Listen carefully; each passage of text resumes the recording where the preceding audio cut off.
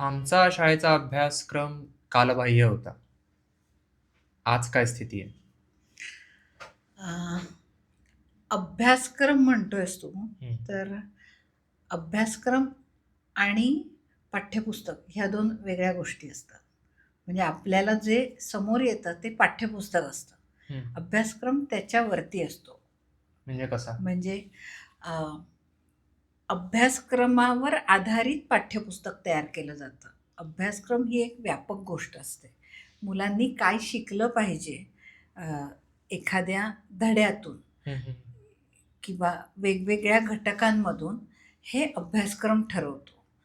त्यामुळे आपल्यासमोर जेव्हा येतं पाठ्यपुस्तक, तो त्याच्यातला एक भाग असू शकतो आणि पाठ्यपुस्तक हे फ्लेक्झिबल असू शकतं. म्हणजे अमुक क्षमता शिकवायची आहे, तर त्यासाठी पाठ्यपुस्तकाने एक पाठ्यपुस्तक हे रेफरन्स मटेरियलसारखं आहे खरं हं, तर. हं. शिक्षक ते बदलू शकतात. ते स्वातंत्र्य खरं तर शिक्षकाला आहे. शिक्षक ते घेत नाहीत किंवा शाळा ते घेत नाहीत. कारण ते घेतलं तर वेगळं काहीतरी शोधावं लागेल ना. पण मग डोक्यात हे पण असतं ना, की 10वी मध्ये 10वी च्या परीक्षेत जसंच्या तसं लिहायचंय उत्तर. आताच्या काळात तर जसंच्या तसं लिहायचं ही गोष्ट गेलेलीच आहे. गेलेली आहे. हां. उत्तम. तर पण कारण आत्ता अगदी ज्या शासनाकडून सुद्धा ज्या परीक्षा घेतल्या जातात, त्या सगळ्या क्षमतांवर आधारित असतात. हं. अमुक धड्यातला अमुक स्मरणावर आधारित प्रश्न असं ते नसतं. अच्छा. त्यामुळे क्षमता काय आहेत त्याला धरून अ, खरं तर साहित्य बनवलेलं असतं आणि ते शिक्षक समजा पाठ्यपुस्तकातला एखादा धडा वाटला, नुसतं कालबाह्यचा प्रश्न नाहीये. अख्ख्या महाराष्ट्रासाठी एक पाठ्यपुस्तक आहे. हं. ते सगळीकडे कसं लागू होईल त्यातला कंटेंट जो आहे तो. हं, हं, हं. म्हणजे एखादा धडा हा एखाद्या ग्रामीण भागातल्या मुलांना आपलासा वाटणार नाही हं. किंवा एखादा धडा शहरी भागातल्या मुलांना आपलासा वाटणार नाही किंवा त्याचे रेफरन्सेसच त्याला नसतील. संदर्भ माहीत असणं किंवा संदर्भातून शिकणं हे तर मूळ आहे ना शिकण्याचं, की मला बरोबर. जर त्याचं काहीच आगापिछा नसेल तर मला काहीच समजणार नाही. हे कशाबद्दल बोलतायत? किंवा चित्र असतात. ती चित्र जर मला आपलीशी नाही वाटली त्यातलं, हं, हं, तर हं. ते बदलण्याची मुभा शिक्षकाला आहे, असायला पाहिजे. ते स्वातंत्र्य घेतलं पाहिजे. खूप वर्षांपूर्वी लीलाताई पाटील ज्यांनी सृजनानंद विद्यालय कोल्हापूरमध्ये सुरू केलं. कितीतरी वर्षापूर्वी त्यांनी हे स्वातंत्र्य घेऊन धडेच्या धडे बदलून बघितलेले आहेत. ते स्वातंत्र्य घ्यायला पाहिजे. ही किती काळची गोष्ट होती? अ, मला नक्की माहिती नाही हां, त्यांची शाळा कधी सुरू झाली. पण अ, आमची शाळा सुरू झाली 99 साली प्राथमिक शाळा. हां. त्यावेळेला ती शाळा बहुतेक 20 एक वर्षाची तरी होती बहुतेक. मला माहिती नाही त्याकडे. Okay, okay. ते पण आपण बऱ्याच आधीची गोष्ट आहे. अच्छा. अ, इथे विद्यालयाची स्थापना 1985 मध्ये झाली असं दिलंय. असं कसं दिलं? असेल, असेल? नवी आहे शक्य. शाळा तशी? हां, तशी नवी आहे. म्हणजे लीलाताईंनी त्या डी-एड कॉलेजच्या प्राचार्य होत्या बहुतेक आणि तिथून निवृत्त झाल्यानंतर त्यांनी अच्छा. ही शाळा सुरू केली. ओके. प्रयोगशील शाळा आहे महाराष्ट्रातली अत्यंत महत्त्वाची शाळा आहे. आ आणि तिकडे त्यांनी कितीतरी गाणी पण त्यांनी बदलली. हं, म्हणजे हं, हं, हं. उदाहरणार्थ सांगायचं तर गोरी गोरी पान आपल्याला सगळ्यांना माहिती हां. असणारं गाणं आहे. पण तरी त्याच्यात एक काहीतरी काय गोरी पान वहिनी असं एक काहीतरी एक मेसेज जातो ना. हां, हां, हां. उत्तम गाणं आहे आणि एका काळी गाजलेलं गाणं आहे, छान गाणं आहे. गाणं म्हणून छान आहे. पण मला वाटतं ते कुठच्यातरी कधीतरी अभ्यासक्रमात म्हणजे पाठ्यपुस्तकात आलं होतं बहुतेक. अच्छा. हां, अभ्यासक्रमात नाही, पाठ्यपुस्तकात आलं. तर लीलाताईंनी ते किंवा त्यांच्या शाळेतल्या कुणी शिक्षकांनी त्याच्यावर हसणारी, खेळणारी, गाणारी छान, दादा अशी वहिनी हवी माझी तुला आण, असं ते बदलून घेतलं. तर आणि मग ते त्या धर्तीवरचं पुढचं सगळं गाणं. तर हे बदलणं आहे ना, म्हणजे आपल्याला जी गोष्ट चुकीची वाटते, की ही अशी मुलांपर्यंत नकोय जायला. हं, हं, ती हं. बदलण्याचं स्वातंत्र्य आपण घेतलं पाहिजे. किंवा आपल्याला जर वाटत असेल, की हे माझ्या इथे लागू होत नाही, हं, हं, तर ते हं. मग जे लागू होतं ते त्या क्षमतांना धरून असंख्य साहित्य आणि मटेरियल पडलेलं आहे. नाहीतर निर्माणही करता येऊ शकतं, जसं हे गाणं निर्माण केलं. मग अभ्यासक्रम आणि पाठ्यपुस्तकात फरक हा आहे की पाठ्यपुस्तक फक्त संदर्भापुरतं आहे आणि अभ्यासक्रम त्यापेक्षा जास्त व्यापक आहे. मग पाठ्यपुस्तक हा त्याचा फक्त एक भाग झाला, एक अंग हो. झालं. आणखीन काय काय असतं?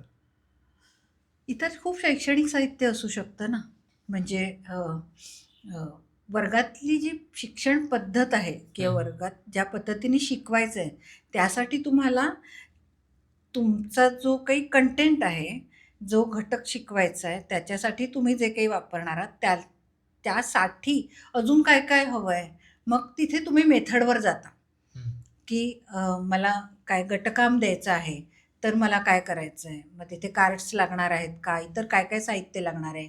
विशेषतः गणितासाठी आपल्याकडे शैक्षणिक साहित्य वापरून गणित केलंच जात नाही. आपल्याला कुठे माहिती आहे a² + b² हे आपल्याला दिसू शकतं, हे माहिती आहे का आपल्याला, की डोळ्यांना ग्राफिकली ग्राफिकली दिसू शकतं.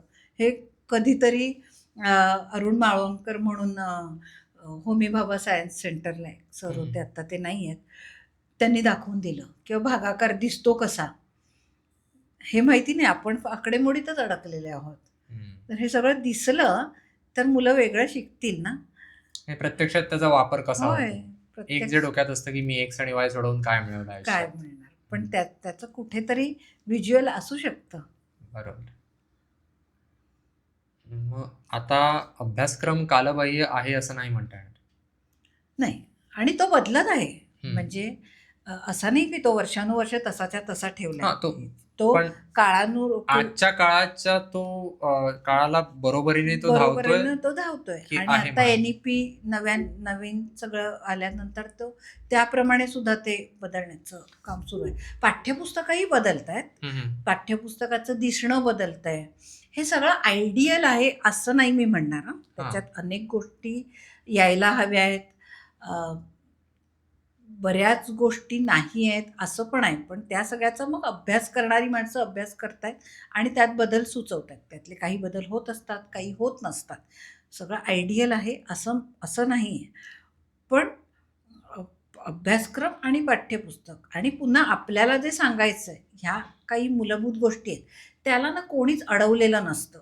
म्हणजे समजा आपल्याला असं म्हणायचं आहे का की शिक्षण पद्धतीतून मूल्य गेली पाहिजेत मुलांपर्यंत. आता मूल्य सांगायला तुम्हाला पाठ्यपुस्तक पण नको ना अभ्यासक्रम पण नको. तुम्ही सांगा ना मुलांना, तुम्हाला काय वाटतं, कुठली मूल्य मुलांपर्यंत पोचली पाहिजे. स्वच्छता मुलांपर्यंत जाण्यासाठी तुम्हाला पाठ्यपुस्तक कशाला हवं. ते तुम्ही मुलांबरोबर शाळा स्वच्छ करूया असं म्हटलं, किंवा आपली शाळा स्वच्छ ठेवण्यासाठी आपण काय काय करू शकतो ह्याच्याबद्दल मुलांशी बोला की शाळा स्वच्छ होईल. असं जे काही आहे, म्हणजे शिक्षणातून काय काय घडायला हवं त्याची स्पष्टता जर आपल्याला असेल ना तर ते सगळं करता येऊ शकतं असं मला वाटतं. पण या बाबतीत 20 वर्षांपूर्वी जी परिस्थिती होती एकंदर पाहता येण्यासारखी, त्यात आणि आज यामध्ये खूप फरक आहे. फार नाही असं मला म्हणेन. फार नाही. तेव्हा म्हणजे ते तसं मी म्हटलं तसं अभ्यासक्रम बदलत येतो. काही समिती बदलते किंवा नवीन काहीतरी येतं. आता टेक्नॉलॉजी खूप आलेली आहे, त्याचा काहीतरी परिणाम त्याच्यावर होत जाणार आहे. असं सगळं होत जाईल आणि त्याप्रमाणे मग पाठ्यपुस्तकं पण त्याला धरून काहीतरी त्याच्यात बदल करण्याचा एक प्रयत्न होत असतो. सर्वसमावेशकही होण्याचा प्रयत्न असतो. जसं की पाठ्यपुस्तकांमध्ये आता बोलीभाषांच्या कविता यायला लागलेल्या आहेत, किंवा परिसर अभ्यास विज्ञान या पुस्तकात ही पुस्तकं थोडी सुटसुटीत झालेली आहेत असं दिसेल. प्रश्न त्याच्यात आलेले आहेत असं काही दिसेल. काही चांगल्या गोष्टी नाही आहेत असंही आपल्याला वाटतं. तर असं जेव्हा वाटतं तेव्हा म्हणजे मी माझ्या वयाकडे बघते तेव्हा मला असं वाटतं की आपल्या वेळेला किती छान धडे होते ना. तर तो पुन्हा माझ्या वयाचा प्रश्न आहे. तर तो पाठ्यपुस्तकाचा पण नसेल आणि अभ्यासक्रमाचाही नसेल. प्रत्येकाला आपल्या काळातलं काहीतरी छान वाटत असतं. तसाही एक आई बाबांकडनं कविता किती छान असायच्या असाही एक भाग आहे. पण नवीन काहीतरी येत असतं. महाराष्ट्राच्या सर्व विभागांना किंवा सर्व जिल्ह्यांना प्रतिनिधित्व मिळावं अशी एक धरणात ठेवून सुद्धा लोक समितींवर असतात आणि ती सगळी आपापल्या प्रदेशातलं काही ना काहीतरी येईल, आपापल्या एक्सपर्टीजमधलं काहीतरी येईल असं पाहत असतात. तर तिथेही शेवटी ते प्रयोगच होत असतात असं वाटतं. आम्ही शाळेत होतो तेव्हा भर चांगली नोकरी कशी मिळवावी त्यानुसार त्यावर होता. आता ते बदलतंय का? आता शार्क टँकचा वगैरे जमाना आलाय.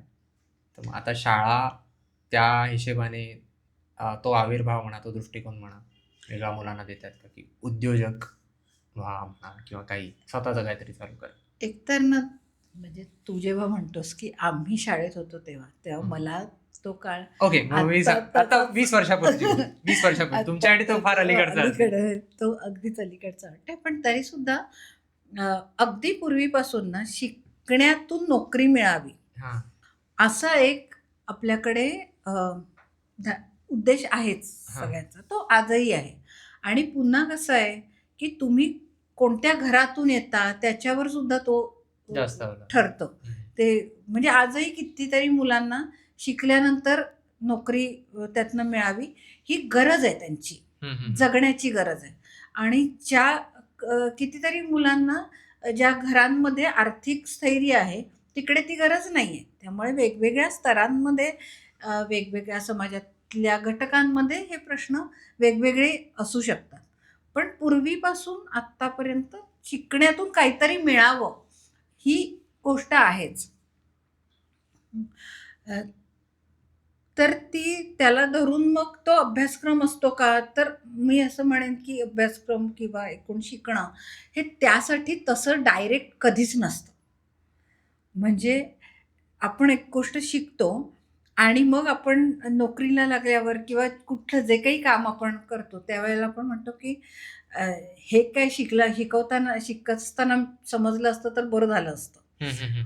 पण तसं नसतं. शिकताना तुम्ही थिअरटिकली किंवा थिअरी बरीच सारी शिकता. आपल्याकडचं बरंच सारं शिक्षण हे थिअरीवर आधारित आहे. उदाहरण सांगते, एखादा विद्यार्थी आर्किटेक्चर करून बाहेर पडलेला आहे.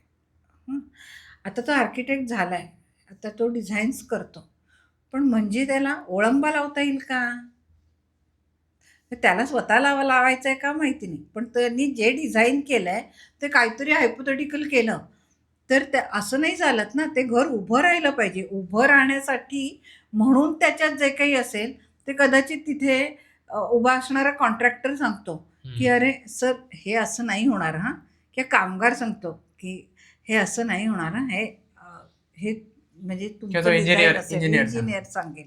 पण इंजिनियर सुद्धा सांगेल का, कारण इंजिनियर सुद्धा कदाचित थिअरी जास्त शिकून आलेला असेल. त्याला पण तो कॉन्ट्रॅक्टरच सांगेल किंवा कामगारच सांगेल.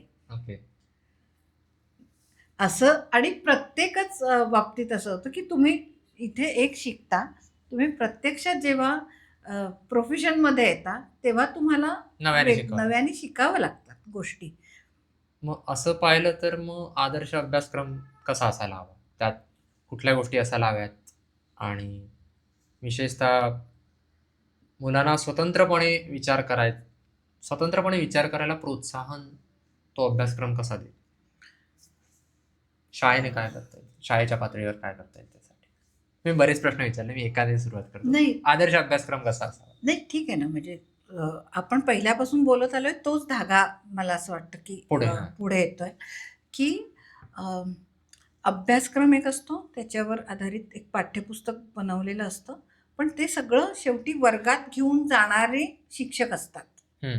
हां, आणि ते शिक्षक वर्गात जाऊन कोणती पद्धत वापरतात ते पोचवण्यासाठी ही सगळ्यात जास्त महत्त्वाची ठरते असं मला वाटतं.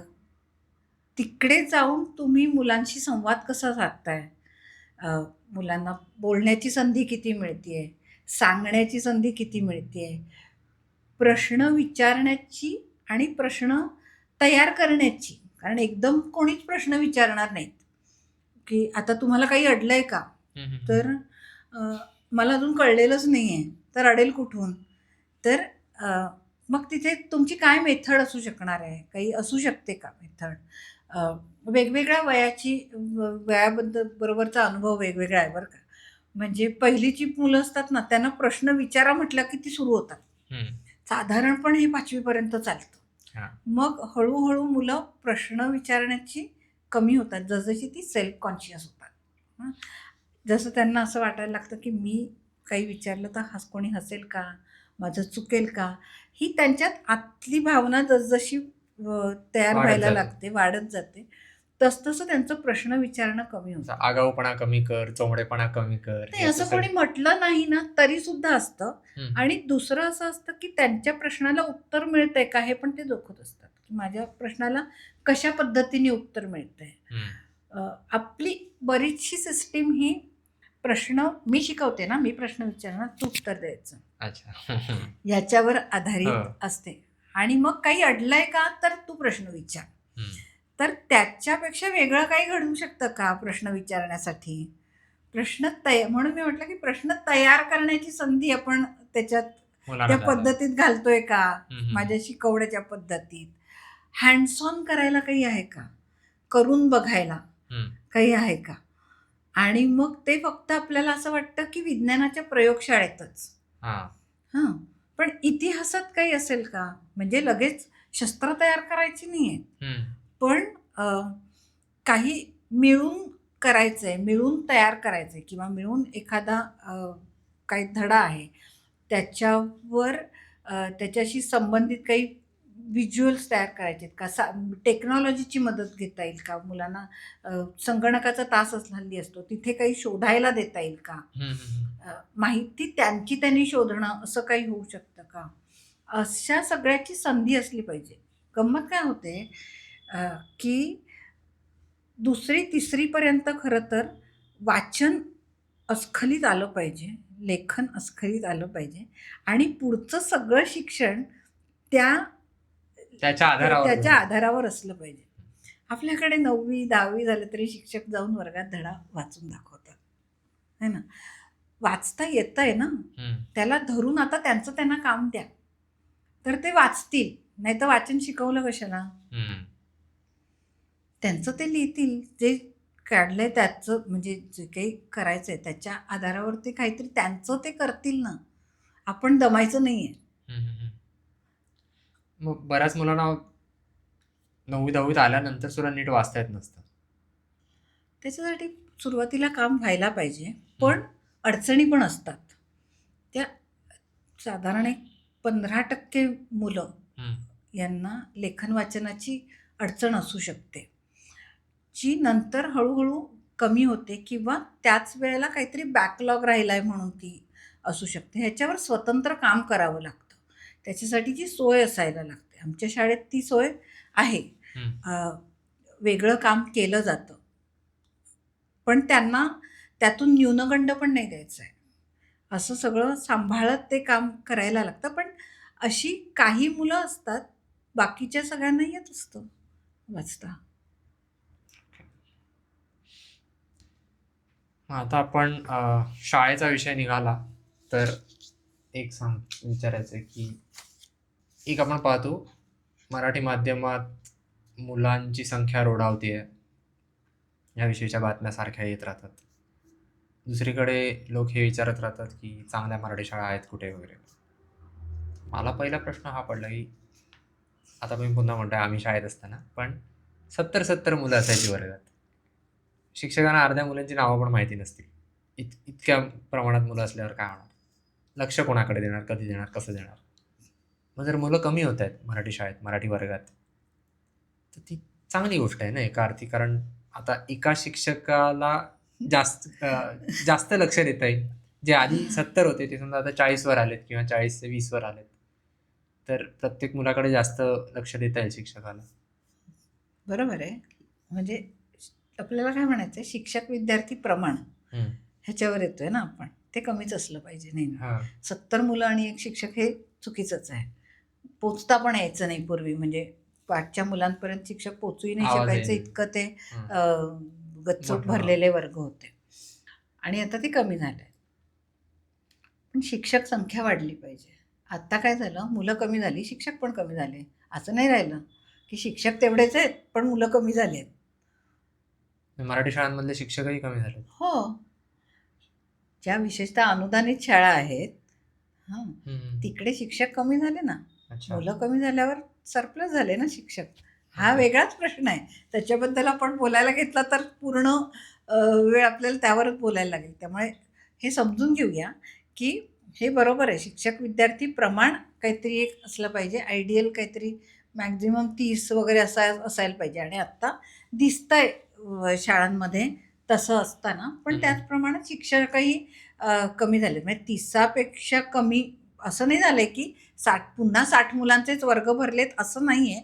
30 मुलांमागे एक एक शिक्षक शिक्षक. असं आहे. साधारण 30-35 मुलं आहेत वर्गात असं दिसतं. जिथे अजूनही तेवढी संख्या, काही ठिकाणी त्याहूनही कमी झालेली सुद्धा दिसतील. पण प्रमाण म्हणजे मुलं कमी व्हायला पाहिजेत का? तर नाही, शाळांमध्ये मुलं असायला पाहिजेत, शिक्षकांची संख्या वाढायला पाहिजे. म्हणजे कारण नाहीतर शाळा टिकायच्या कशा? हो, ते बरोबर आहे. म्हणजे मी त्या एका अंगाने विचार केला तर शाळेला शिक्षकांचं खर्च म्हणजे भागवण्यासाठी हां, मुलं नुसतं खर्च बघायला नाही. जर शाळा बंद पडल्या तर भाषा संपणार आहे हे कळतं का हो, आपल्याला? हो, हो, हो. की शाळा का हव्यात? ते इथे जेव्हा मुलं येत नाहीत त्यावेळेला एक भाषा संपण्याच्या मार्गावर जाते. कारण आपोआपच हळूहळू तुमच्या व्यवहारातून ती भाषा निघून जाते. आणि हे होत जाताना तुम्हाला दिसतं आपल्या आजूबाजूला. त्यामुळे शाळा टिकायला हव्यात, मुलंही यायला हवेत. 70-70 मुलं पण असायला पाहिजेत. मग तिथे वर्गखोल्या जास्त असायला पाहिजेत. एका वर्गात 30 किंवा 35च मुलं आणि शिक्षकांची संख्या जास्त असं असायला पाहिजे. तर त्या दिशेने जाण्यासाठी काहीतरी प्रयत्न व्हायला पाहिजेत, जे होताना दिसत नाहीयेत. पण ती झाली आदर्श स्थिती. ती तर असायला हवीच होती, पण ती दुर्दैवाने नाहीये. आता दुर्दैवाने माझा प्रश्नाचा रोग असा होता, की दुर्दैवाने मुलांची संख्या कमी झालेलीच आहे एवी-तेवी. तर ज्यांना अजूनही वाटतं, की मराठी शाळेत घालावं, त्यांना डोक्यात हे प्रीमियम असं म्हणजे हा प्लस पॉइंट होऊ शकतो ना, की अरे तुमच्या मुलांकडे जास्त लक्ष, पण तुम्ही म्हणताय, की आता शिक्षकही कमी झालेत. ते त्यावर तपशिलात जास्त न जाता फक्त एखादं कारण, की शिक्षक कशामुळे कमी झाले? मुलांची संख्या कमी झाली मग त्यांना वाटतं आणि मागणी शासनाचं कमी. धोरण अच्छा. जे आहे त्याच्याप्रमाणे किती मुलांसाठी किती शिक्षक आणि त्याच्यात कुठलाही विचार फारसा होताना दिसत नाही. म्हणजे विषयांची जसजसं विशेषतः वरच्या इयत्तांमध्ये जातात त्याप्रमाणे विषयानुरूप शिक्षक असायला लागतात. तर विषयाची गरज आणि त्याप्रमाणे शिक्षक मिळायला पाहिजे असं जे काही असतं. आता समजा एखादा संस्कृतचे शिक्षक निवृत्त झाले, त्या जागी संस्कृतचा शिक्षक नेमायला दिला पाहिजे ना, किंवा शासनाने दिलं पाहिजे ना. तर ते नाही होत. कलेचे शिक्षक, कलेच्या शिक्षकांबद्दलची धोरणं आहेत की इतकी विद्यार्थी संख्या असेल तरच कलेचं शिक्षक ठेवता येईल. तर कितीही कमी झाली तरी त्यांना कलेचं शिक्षक हवा, लॅब असिस्टंट हवा. विद्यार्थी संख्या कमी झाली म्हणून लॅब असिस्टंट नको का? लॅब चालवायची. हा काय तर्क आहे म्हणजे? म्हणून म्हटलं हा आहे तर्क. म्हणून मी म्हटलं की हा इतका मोठा विषय आहे आणि त्यासाठीच्या लढाया मराठी शाळा लढतायत. कायद्याच्या लढाया लढतायत. पण शासकीय धोरणात त्याला सपोर्ट करणारी नाही आहेत, एवढं नक्की. शासकीय धोरण वेगळा विषय झाला. आपण आता शाळेविषयी बोलूया. एका आदर्श शाळेची व्याख्या तुमच्या दृष्टीने काय असेल? मी जरा वातावरणाबद्दल बोलते. एक आदर्श शाळेत शिक्षक आणि विद्यार्थी यांच्यात छान मोकळेपणा असेल, भीती नसेल. म्हणजे एका काळात भीतीपोटी शिक्षण सोडलेली पण खूप सारी मुलं आपल्याला ऐकू यायचं पूर्वी, की शाळेची भीती वाटते, गुरुजींची भीती वाटते. तर तसं नसतं. पण तरीसुद्धा शाळा ही भीतीदायक गोष्ट नाही आहे किंवा शाळा म्हणजे कडक शिस्तीची आहे हे काही फार आयडियल नाही. ते मोकळेपणा असला पाहिजे, संवाद असला पाहिजे, तर मग ते मगाचं की प्रश्न म्हणजे वर्गात प्रश्न विचारतील पण मला बाईंची भीती वाटते. आणि आदरयुक्त भीती वगैरे असं काही नसतं. भीती ही भीती असते. हां. त्यामुळे ती नाही वाटली पाहिजे. इतका एक मोकळेपणा मला काही वाटेल, विचारावंसं वाटेल, सांगावंसं वाटेल. सारखं विचारायचं कशाला? सांगावंसं वाटेल. काहीही घरातली गोष्ट पण सांगावीशी वाटेल. लहान मुलांना तर ते फारच असतं. म्हणजे बालवाडी किंवा प्राथमिक शाळेत सुद्धा घरात घडलेली एखादी गोष्ट बाई किंवा ताई आमच्या शाळेत म्हणतात तसं, ते जाऊन मुलांना अगदी वाटतं की सांगावं. सांगावं. तर ते सांगावं असं वाटल्यावर कोणीतरी ऐकणारं पाहिजे, इतका मोकळेपणा पाहिजे. शिक्षक आणि पालक यांच्यात चांगला संवाद पाहिजे. शाळेच्या खूप अडचणी असतात आणि शिक्षकांना खूप काहीतरी म्हणायचं पण असतं. पण हा जर संवाद असेल ना, तर कारण मूल काही तास इकडे असतं आणि काही तास तुमच्याकडे असतं. काही तास पालकांकडे असतं, काही तास शाळेतल्या शिक्षकांकडे असतं. दोघंही एका अर्थाने पालकच आहेत. आणि दोघंही मूल छान मोठं व्हावं म्हणूनच त्यांचे प्रयत्न आहेत ना. तर मग दोघांचा एकमेकांशी मैत्री पाहिजे. पण दोघांचा आता आम्ही संवाद घातलंय पाहिजे. शाळेत, आता बघा तुम्ही, असं होतं ना. असं नाही झालं पाहिजे. म्हणजे पालकांकडूनही नाही झालं पाहिजे आणि शिक्षकांनीही सुद्धा आता तुम्ही आमच्याकडे आणले तर आमचं आम्ही बघू असं नसं. इथे काहीतरी होतंय आणि आम्ही काय करतोय आणि तुम्ही काय करताय या दोघांमध्ये एक संवाद असला पाहिजे. आणि शिक्षक आणि संस्थाचालक यांच्यात एकवाक्यता असायला पाहिजे. त्यांच्यात सुद्धा एक चांगला संवाद पाहिजे. त्यांच्यात चर्चा होत राहिल्या पाहिजेत. शिक्षकांच्या अडचणी संचालक मंडळाला माहीत पाहिजेत आणि संचालक मंडळाचं किंवा त्यांचं विशेषतः खाजगी शाळांमध्ये, खाजगी अनुदानित शाळांमध्ये ही शक्यता अगदीच असू शकते की संस्था चालक आहेत, त्यांना काहीतरी म्हणायचं आहे, त्यांनी एका भूमिकेतून शाळा सुरू केलेली, तर त्यांना काय म्हणायचं आहे आणि शिक्षकांना काय म्हणायचं आहे याच्यात एक किंवा धोरणं काहीतरी बदलायचं आहे, नवीन कुठला तरी नियम आणावा असं वाटतं, तर चर्चा करून ठरवूया. यासारखं एक वातावरण शाळेत असायला पाहिजे. प्रयोगाला वाव असायला. प्रयोगाला म्हणजे शिक्षकांना प्रयोग करायचा आहे तर त्याच्यासाठी सपोर्ट देणारी सिस्टीम पाहिजे चालकांकडून.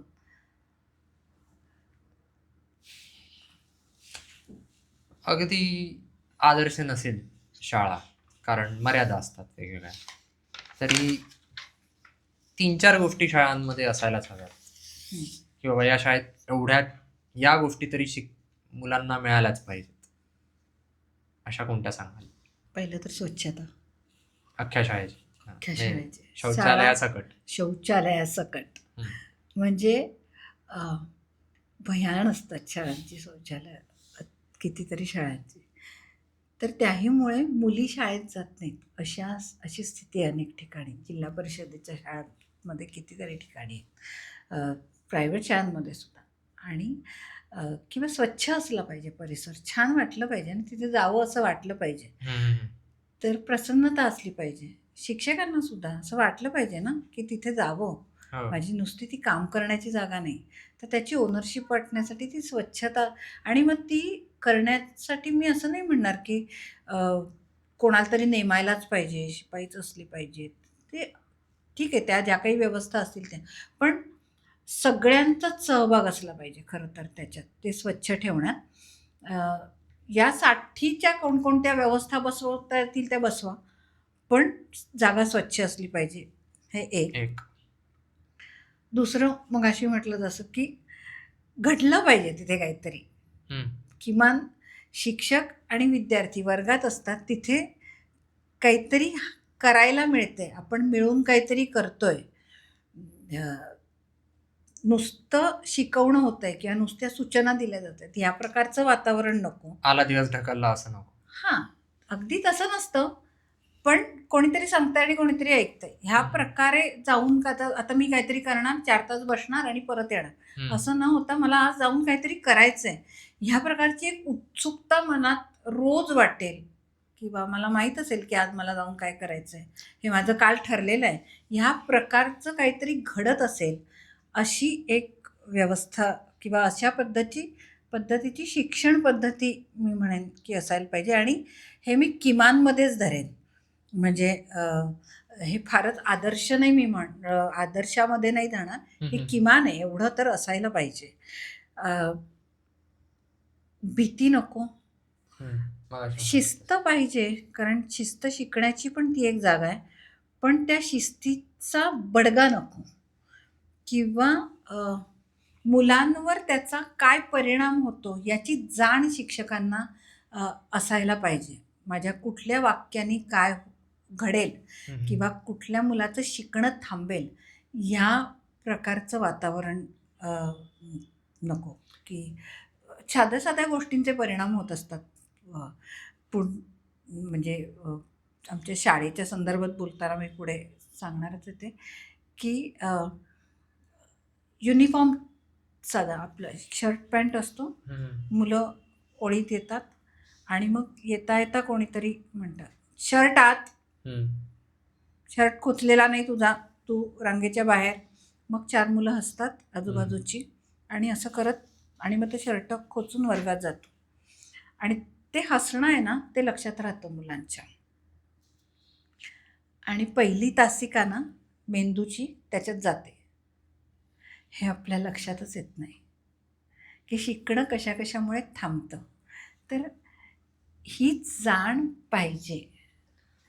मग ज्या गोष्टी समजा तर व्यवस्थित शर्ट खोचलेला असायला हवा हे शिकवायचं असेल, पहिला तास फुकट न घालवता, तर कसं करायचं? म्हणजे शिस्त कशी लावायची थोडक्यात? चांगली पद्धत कुठली? मुलांबरोबर ठरवता येईल का काय काय करायचं आहे? त्यांच्यात व्यवस्था लावून देता येईल का? मुलं एकमेकांना सांगतील का? तिथे त्या रांगेत जाण्याच्या आधीच याचं काहीतरी असेल का? कितीतरी गोष्टी आहेत ना करायच्या म्हटल्या तर, खूप क्रिएटिव्हली काही करता येईल आणि मुलांच्याच मदतीने करता येईल. आपला सूर, आपलं जेस्चर, आपली बॉडी लँग्वेज या सगळ्याचे परिणाम मुलांच्या शिकण्यावर होत असतात. शिवाय प्रत्येक मूल युनिक असतं याची जाण शिक्षकांना असायला पाहिजे. प्रत्येक मूल म्हणजे आपण शिकवताना अख्ख्या वर्गाला शिकवतोय, पण मूल एक एकटंच शिकतं. किंवा वर्षा सहस्रबुद्धे म्हणून एक शिक्षण तज्ज्ञ आहेत, त्या नेहमी, आम्ही त्यांच्याकडून खूप गोष्टी शिकलो. त्या नेहमी आम्हाला सांगायच्या की मुलांना शाळेत शिकायला नाही येत, त्याला ती मजा करायला येतात, ती मित्रमैत्रिणींना भेटायला येतात, ती आपल्याला शिक्षकांना पण भेटायला आली पाहिजेत, अशा प्रकारचा संवाद असला पाहिजे. तर ती या सगळ्यासाठी येतात. शाळेतल्या अनेक जागा त्यांना आवडत असतात, त्यांना एक घरातून मोकळेपणा हवा असतो आपापला, त्यासाठी ती येतात. आता ती आलीच आहेत ना, तर शिकवून घ्यायला पाहिजे. तर मुलं शाळेत का येतात आणि आपल्याला काय म्हणायचं, या 2 वेगळ्या गोष्टी असतात. त्या एकत्र आणायच्या असतील तर काय काय करायला पाहिजे ह्याचा विचार व्हायला पाहिजे, आणि तो विचार करून मग आपण ठरवायला पाहिजे की आपली शाळा कशी चालेल. आता साधारण 3-4 3ऱ्या-4थ्या वर्षापासून 16व्या वर्षापर्यंत मूल शाळेत असतं. 15-16 वेगवेगळं, पण 3 वर्षापासून 14 धरा, चालेल 14. म्हणजे आता महाराष्ट्रात आपण 11वी-12वीत गेलं की कॉलेज म्हणतो, पण बाहेर सगळीकडे हायस्कूल. 3 वर्षाचं मूल शाळेत येतं, मग ते 13 वर्ष शाळेत असतं. ओके, हा, मग 3 ते 16 झालं, बरोबर. तर या काळात मुलाला कोणकोणती कौशल्य शिकवायला हवीत, त्याला जमायला हवीत, की बाबा मला हे येतात, हे जमायला हवं मला, मी एवढी 13 वर्ष शाळेत बसून केलं काय जमलं मला, तर ते त्याला कोणकोणती शाळा म्हणजे कोणकोणत्या यायला हवेत? पाढेपाठ व्हायला हवेत, ठीक आहे, आणखी काय व्हायला हवं? पाढेपाठ व्हायला हवेत की नाही मला माहिती नाही, पण पाढा हे कसा ऐकत बनतो आलंय. नाही, पाढा कसा बनतो हे नक्की माहिती असायला पाहिजे. ते होतं ना, पण असं लिहायची ती जी पद्धत असते, लिहिता बाजूला आपण बेरीज करत जातो. नाही, असं नाहीये ना, त्यामुळे 10 पर्यंतचे पाढेपाठ पाहायला पाहिजे, हे ठीक आहे, पण ते पण कसे बनतात हे माहिती पाहिजे. म्हणजे कुठलीही गोष्ट कशी तयार होते किंवा बेरीज म्हणजे काय आपण करतोय हे माहीत असायला पाहिजे. तर संकल्पना स्पष्ट व्हायला पाहिजे. हो. आणि संकल्पना कशा तयार झाल्यात किंवा कशातून तयार झाल्या आहेत ह्याची माहिती असायला पाहिजे. मुलांना शाळेत असताना खूप शोधता आलं पाहिजे. ह्याचं कारण असं आहे, खूप म्हणजे संपूर्ण शालेय शिक्षणच हे एक्सप्लोरेशनचं असलं पाहिजे. शोधून काढा. तुमचं तुम्ही शोधून काढा. तुमचं तुम्ही निवडा. ग्रंथालय असायलाच हवं. ग्रंथालय तर पाहिजेच, पण नुसतं ग्रंथालयात सगळं असेल असं नाही. परिसरात असंख्य गोष्टी आहेत. त्याच्याकडे बघता आलं पाहिजे. तिकडून निरीक्षण करता आलं पाहिजे.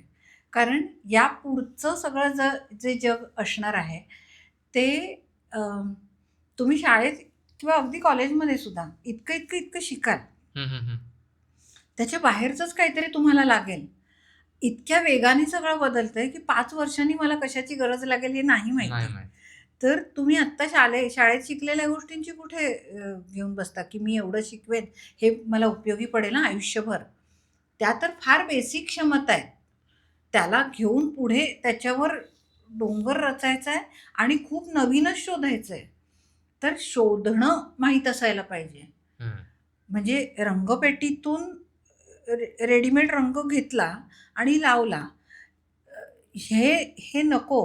मला दिलेले म्हणजे माझ्यासमोर जर 4 रंग असतील तर 4 रंगातून मला 100 तयार करता आले पाहिजेत. आणि ते करता येतातच. करता आले पाहिजेत म्हणजे ते करता येतातच. ते करण्याची संधी शाळेने द्यायला पाहिजे. आणि ही करता येतात हे कशात दाखवण्यासारखी पण काहीतरी कृती मुलांनी केली पाहिजे की नुसते रंग तयार केले नाही, ते कुठे वापरायचे आहेत, कशासाठी रंग तयार करायचा आहे, हे पाहिजे ना त्याच्यात यायला. आणि असं ते खूप सारं एकतर एक्सप्लोरेशन असायला पाहिजे. प्रश्न विचारण्याबद्दल आपण पुन्हा म्हणतो की प्रश्न विचारणं आणि प्रश्न तयार करणं. कारण आता तर ते सगळं जे काही AI आलंय ते तुम्हाला प्रश्न विचारता नाही आला तर तो काही उत्तर देईल ना. त्यामुळे प्रश्न विचारता आले पाहिजेत. तुम्ही योग्य प्रश्न विचारणं, नाहीतर आपण खूप हातात जाऊ त्या सगळ्याच्या. आणि समाधान होत नाही तोवर प्रश्न विचारत राहणं. अगदी बरोबर आहे.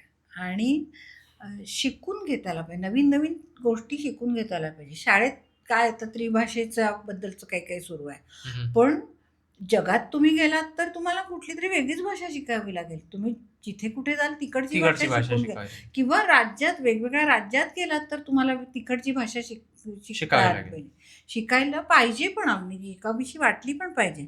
तर यासाठीचं किंवा घरातल्या असंख्य गोष्टी आपल्याला करता आल्या पाहिजेत. बारीकचं काहीतरी बिघडलंय तर जसं तुम्ही मोठे होत जाता तसं तुम्ही इंडिपेंडंट पण व्हायला पाहिजे. तुम्हाला ट्यूबलाईट काय लाईट बदलता आली पाहिजे, नळ दुरुस्त करता आला पाहिजे. अनेक छोट्या गोष्टी आहेत. तर हे शिकावं लागतं ना. तर शिकण्यात मला ज्याची गरज लागेल ते मला शिकता येण्याची क्षमता मला माझ्यात पाहिजे. आणि त्यासाठी शाळेत काय करता येईल हे बघता आलं पाहिजे आपल्याला. या बाबतीत शिक्षकांकडनं कोणत्या अपेक्षा ठेवता येतील आपल्याला? त्यांच्या क्षमता कशा असायला हव्यात? कारण बऱ्याच गोष्टी शिकवायच्या आहेत. आता ट्यूबलाईट कशी बदलावी किंवा नळ कसा दुरुस्त करावा, या छोट्या गोष्टी घरातल्या किंवा एकंदर बाकी गोष्टी इतिहासाच्या शिक्षकाने सांगायचं की संस्कृतच्या शिक्षकाने सांगायचं की गणिताच्या शिक्षकाने सांगायचं?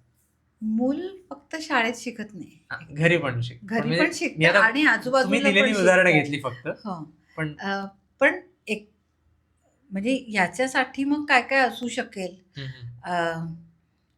व्होकेशनल ट्रेनिंग ही गोष्ट एक येतेच आहे. म्हणजे शाळेतच त्याचे काही द्यायला. पूर्वी कार्यानुभव होता मी शाळेत असताना आणि आम्हाला शिकवलेलं होतं. काही छोट्या गोष्टी होत्या, सुतारकामातल्या होत्या,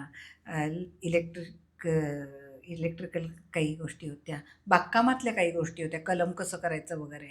मग ते अभ्यासक्रमातनं गेल्यानंतर किंवा ते माहिती नाही, माझ्या शाळेत त्या गोष्टी होत्या. आम्ही फक्त मिकी माऊस विणलाय. तर वेगवेगळ्या शाळांमध्ये काही गोष्टी असतात.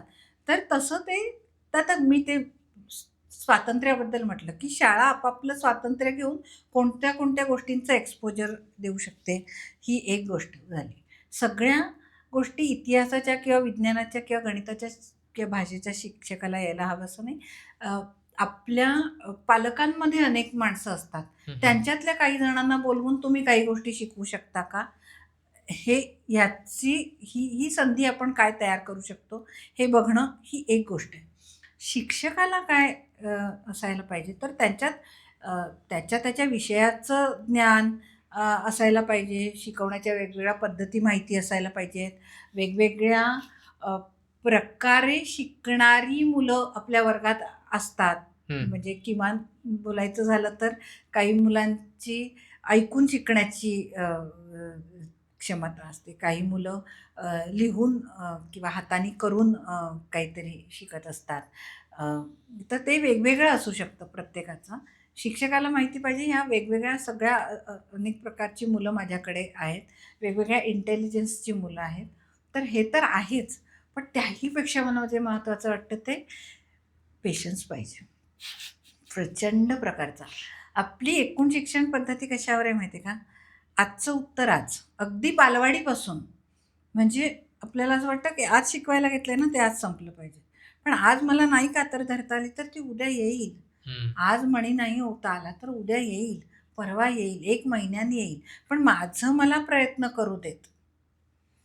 ही जी गोष्ट आहे ना, तो पेशन्स सगळ्या बालवाडी ते 10वी सगळ्यांच्यात असायला पाहिजे.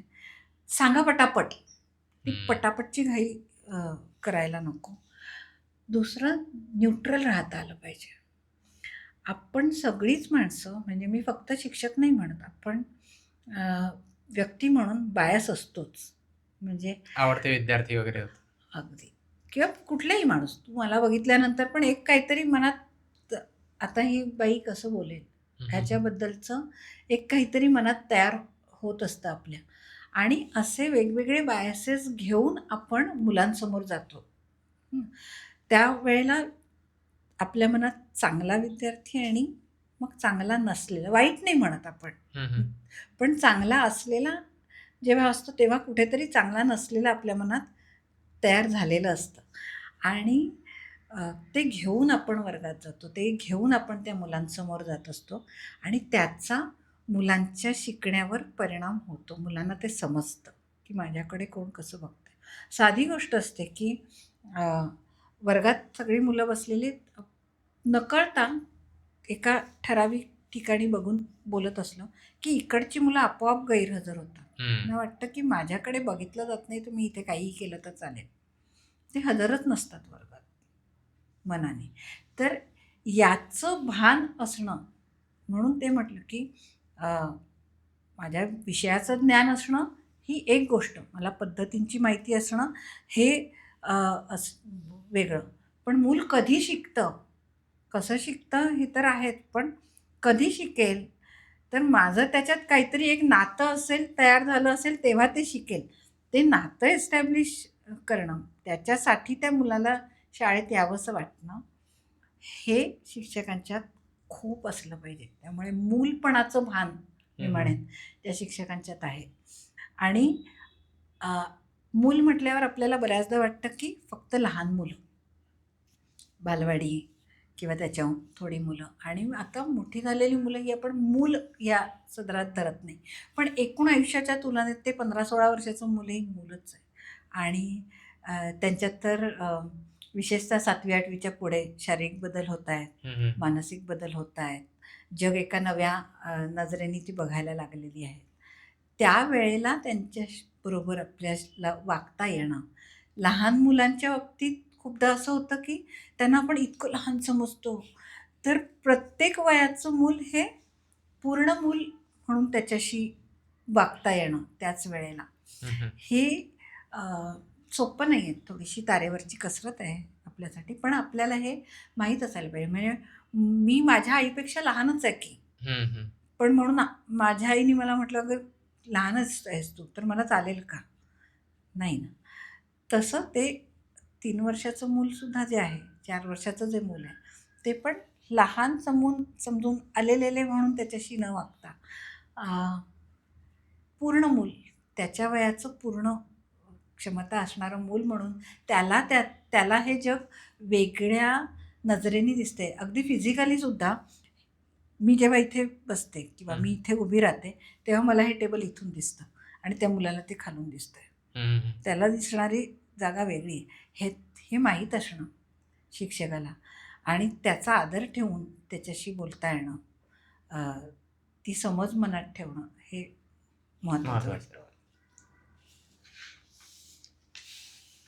तर आपण मराठी म्हणजे मराठी या विषयाकडे वळूया.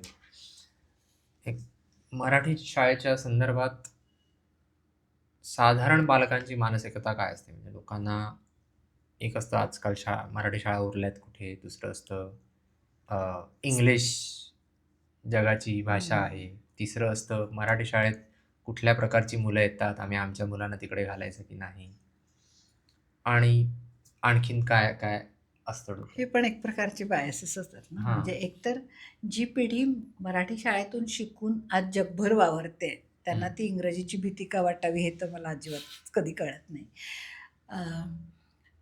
फक्त इंग्रजी म्हणजे या पुढच्या काळात तर फक्त इंग्रजी येऊन पण नाही चालणार. तुम्हाला वेगवेगळ्या देशांमध्ये समजा जाण्यासाठी हवं असेल तर वेगवेगळ्या भाषा शिकाव्या लागतील.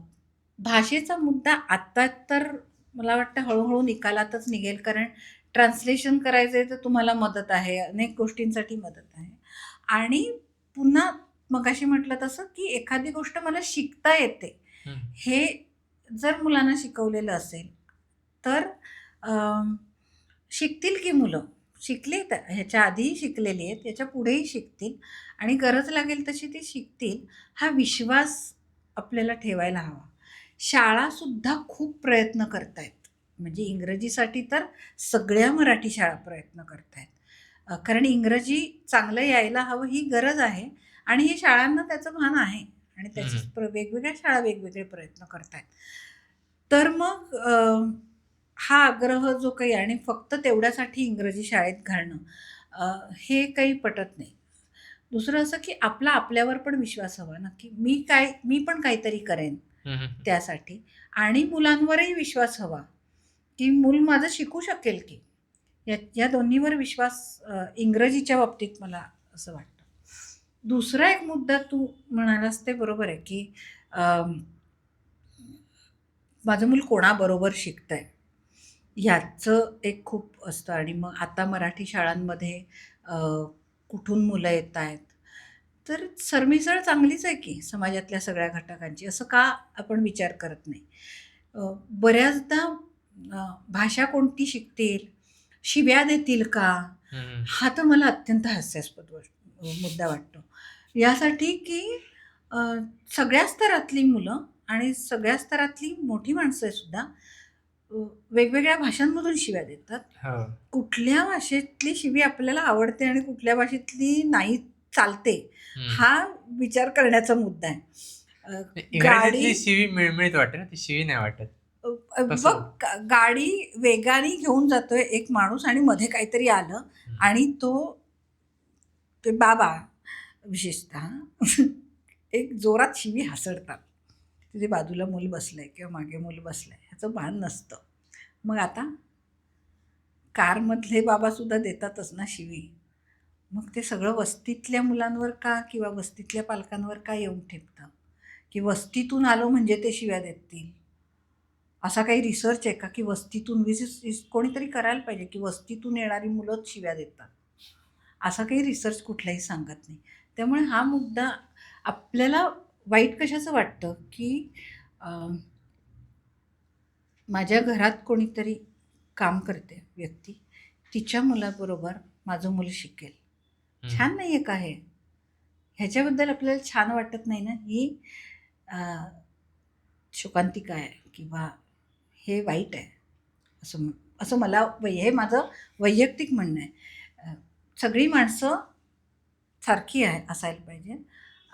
आपल्या घरात आपली मदतनीस म्हणून येणारी व्यक्ती ती आपला कुठला तरी कामाचा भारच हलका करते तर ती तिचं काम करते, मी माझं काम करायला दुसरीकडे जाते. ह्या सगळ्यांची मुलं एकत्र शिकली तर ती समाजाला बघतील, सगळा समाज कळेल त्यांना. म्हणजे आपल्याला इथे बसून अशा अभ्यासक्रम मुलांना शिकवायचा आहे दुसऱ्या कुठल्या तरी देशातला, तिकडे काय होतं ते कळलं पाहिजे.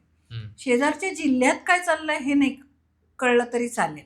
माझ्या घरात शेजारच्या वस्तीत काय चाललंय हे नाही कळलं तरी चालेल, कारण त्या जगाकडे आपल्याला कानाडोळाच करायचा. ही मानसिकता आहे म्हणून हा प्रश्न आहे. तर ही मानसिकता पालकांनी बदलली पाहिजे. पण ते एक परवाच माझ्या डोक्यात विचार आला होता की भारतात सगळेच जण अरिस्टोक्रॅटिक आयुष्य जगतात.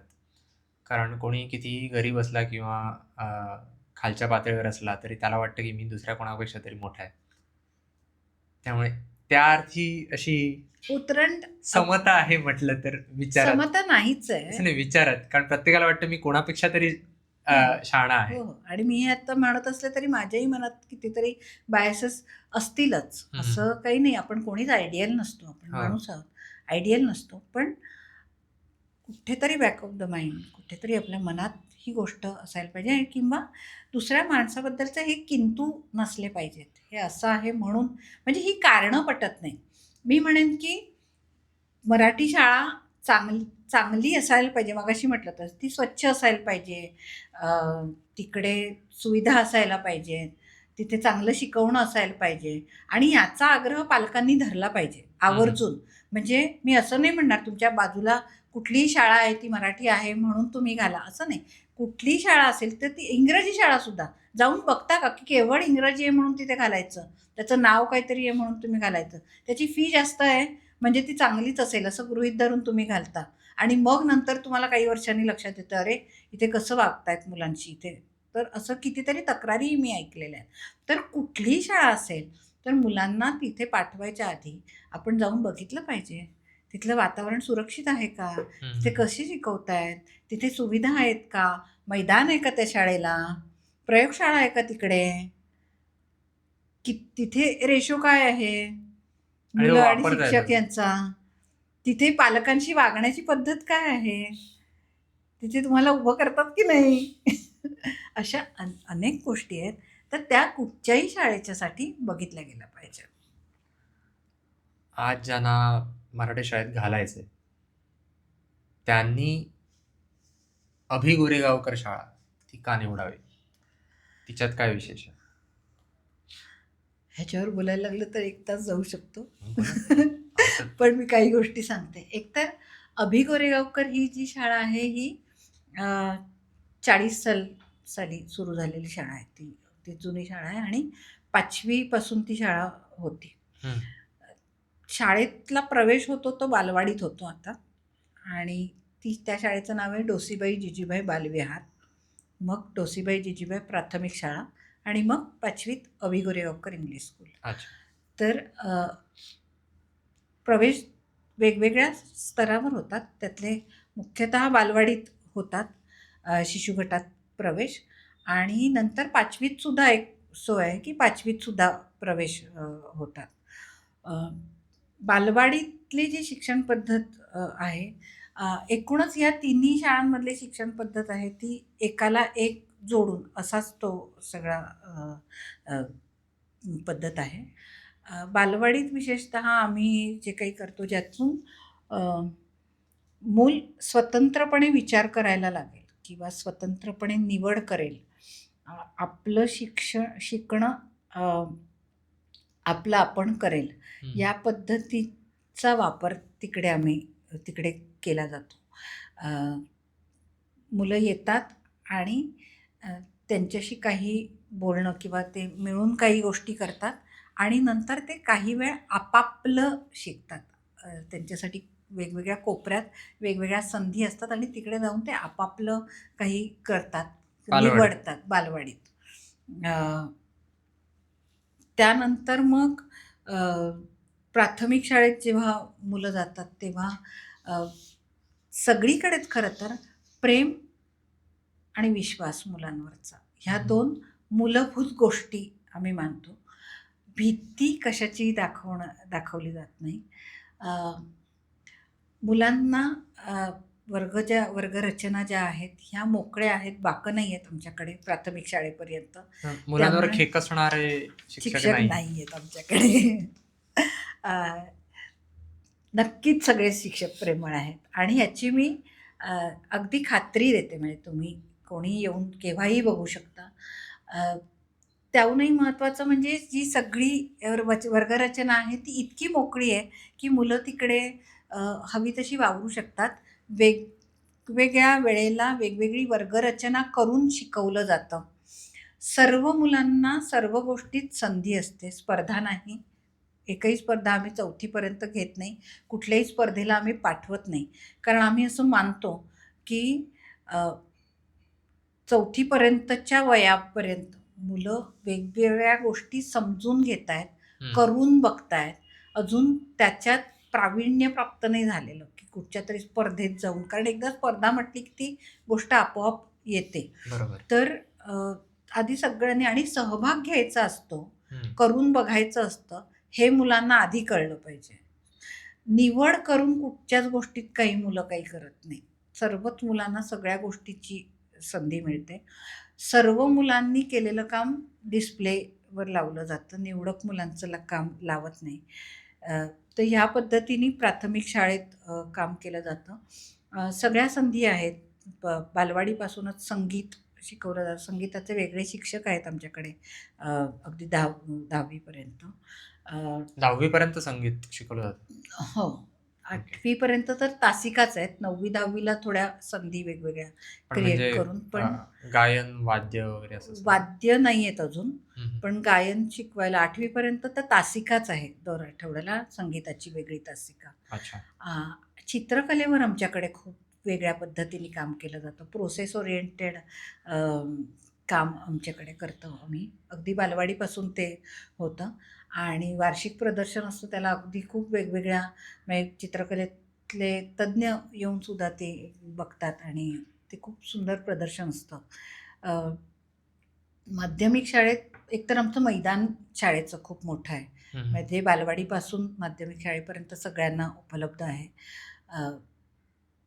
90 मीटरचा ट्रॅक बसेल एवढं आहे. सगळ्या प्रकारचे खेळ तिकडे शिकवले जातात. फुटबॉल आहे, व्हॉलीबॉल आहे, खो-खो, कबड्डी हे तर आहेतच. त्याच्यासाठी वेगळे कोचेस आहेत. वेगवेगळ्या प्रकारची मुलं वेगवेगळ्या संधी बघत असतात. म्हणजे सगळी अभ्यासात हुशार असतील असं नाही. सगळी खेळात हुशार असतील असं नाही. सगळी कलेत तर वेगवेगळ्या मुलांना जे वेगवेगळं लागतं त्यासाठीच्या संधी असतील असं बघितलं जातं. प्रयोगशाळा आमची अत्यंत समृद्ध प्रयोगशाळा आहे. इतकी की विज्ञान अध्यापक मंडळासारखे गट येऊन आमच्या शाळेत त्यांचे काही वर्ग घेतात. कारण उत्तम प्रयोगशाळा आहे आणि उत्तम व्यवस्था आहे. संगणक केंद्र आहे स्वतंत्र, जिथे 40-42 मुलांना प्रत्येकाला स्वतंत्र संगणकावर काम करता येईल एवढी सुविधा आहे. आणि शिक्षकांची उत्तम टीम आहे. तुमच्याकडे संगणक कितव्या इयत्तेपासून शिकवलं जातं? पहिलीपासून.